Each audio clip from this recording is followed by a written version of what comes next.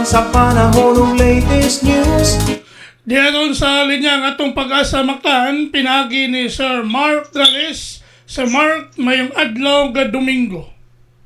Ngayong Domingo, Sir Ariel, gusto mong sugid kami na itong latest update bahin sa kahimtang sa tamang panahon karong adlaw. Patayon lang ka monitor ani usa ka low pressure area diri sulod sa tuwang Philippine Area of Responsibility as of 3 a.m. yahang sentro.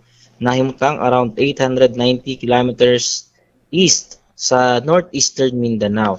Sa pagkakaroon ng Maong LPA, adto na pa'y ubos nga tsansang mayong bagyo sa mosunod na 24 oras. Pero muapekto na kini, madalatag mga kaguan-uwan sa dukong bahin sa Eastern Visayas, Caraga ug Davao Region karong adlaw.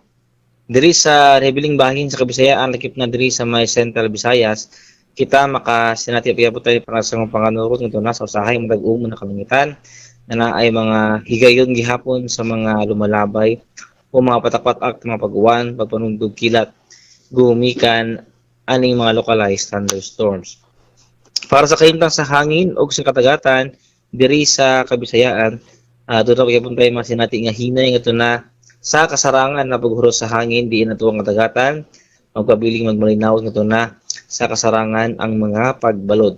Diri sa Cebu ato ang katagatan, doon ay taob kung as 9:05 sa buntag, hunas unyang alas 5 Gs sa hapon. Temperatura anaa magasukod gikan 27 ngadto na sa 32 degrees sentigrado. Haring adlaw mosalop unya alas 6:09 sa gabi. Philippine Standard Time alas 6:28 na sa kabuntagon ug mao na to ang latest weather update. Ikan diri sa buhatan sa DOST Pag-asa Mactan, kini si Mark Gales, maayong buntag ug daghang salamat. Salamat, Sir Mark. Mayong adlaw Domingo. Okay, sir. Good morning.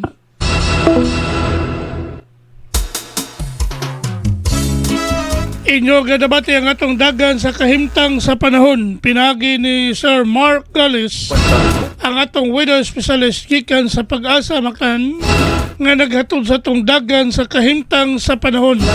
Nining adlaw ga Domingo, pizza 28 bulan sa Hunyo, tuig 2026. Pinagi ni Sir Mark Gales, gikan sa Pag-asa Mactan. Salamat kayo sa Pag-asa Mactan ug mayong buntag kanatong tanan. Sa kabuntagon